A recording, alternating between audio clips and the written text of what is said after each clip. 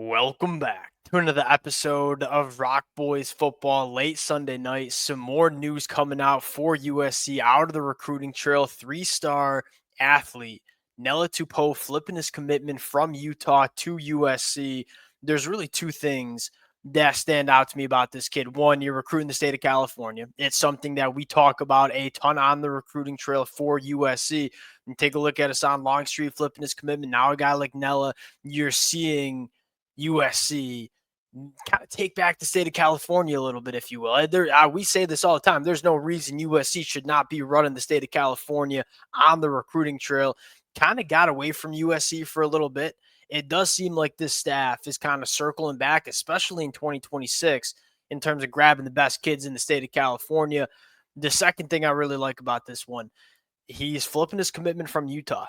Utah is one of those programs that I think their personnel department, their scouting department, I think it's one of the best departments that you see across the country. Utah does not always have the access and the means to recruit some of the best kids from across the country, but they do a really good job finding kids who might be a little bit overlooked on the recruiting trail, getting them to Utah, developing them to be really good football players.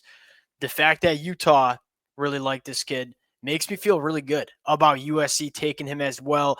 Now, there's a little bit of a question mark in terms of what position that he plays for USC. I'll tell you this, I think the projection is that he's going to be an edge rusher, and I think there are some serious things you like about that, but I'll just quickly say this.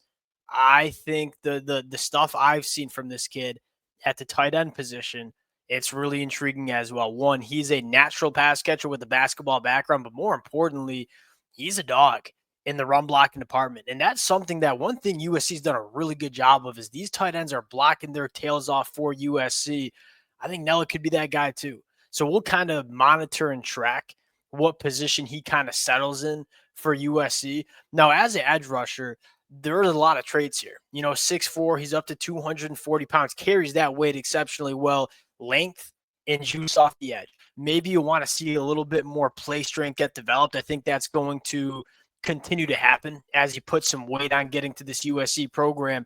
But his get off, like you can tell he's an elite pass catching tight end. He's a really good athlete with a really good first step off the line of scrimmage. Now, I want to get into just a little bit of the film, talk about where USC is going in the 2025 cycle. Now, before we get into it, as always, to the USC fans, appreciate you guys rocking with it. It's going to be a very busy next couple of weeks for USC on the recruiting trail, in the transfer portal. We're going to be breaking it all down. Appreciate you guys. If y'all do enjoy the content, consider subscribing to the channel. Without further ado, let's get into them. Now, we're going to get into a little bit of the film, and I kind of cut the film. We're not going to do the normal film evaluation because there's a lot of stuff that's tight end stuff that I want to focus a little bit more on what he can do as a pass rusher. One, USC wants to continue bringing these bodies. If there's one thing that this USC defense has taken massive strides with Dan Lynn at the helm, there's no question about that. If there's one thing that I think can take USC from damn solid defense to elite defense, especially in the Big Ten, it's getting a little bit more production from your defensive line, specifically your edge rushers in the pass rush. We're seeing Dan Lynn have to rely often on bringing blitzes from backers and safeties to manufacture some pressure on the quarterback. If you want to be an elite defense, you want to start with being able to get pressure on the quarterback with your front four. And I think USC is going to continue to build that up. And it really just starts with recruiting those guys who are just bigger, stronger, faster than the offensive tackles that are trying to block them. Nela, although a little bit of a raw pass rusher, shows some real juice. Now, I think the first rep you want to see, and we're going to get like an all 22 here, you see the burst off the line of scrimmage. And I think this is something you can't really teach, right? One, you see the length. Like if you pause it right here, like you can see this kid's got some long, long arms. Look at him run the corner and run the hoop, so to speak. I mean, really, really good flexibility, attacking that outside shoulder, working back to the quarterback.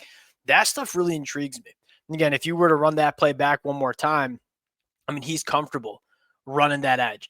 Now, the second rep you want to see right here is, we're struggling with the film here. Again, coming off the edge, I think what you're looking here is, one, he looks the part, and he is such a good mover. I mean, you talk about working backside, realizing his play action, now turning up and getting after the quarterback up the field. And then you see, I mean, he's just a dog on the bone, especially in space. This kid really intrigues me in terms of the physical traits that he has as a pass rusher. And we talk about it all the time. You know, being an elite edge rusher, it starts with physical traits. If you can get the guys that have those elite traits, you can teach them how to become good pass rushers. But you want to start with the traits, and I think Nela has, you know, some of those ideal traits that you're looking for.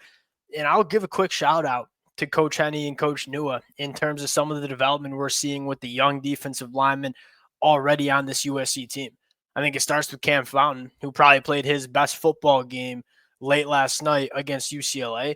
A guy like Devin Tompkins, I think, has made massive, massive strides. It's really too bad that we haven't seen a guy like Anthony Lucas or even Braylon Shelby at times be at full health, because I think those are two guys that are probably going to get a lot better under this USC coaching staff as well.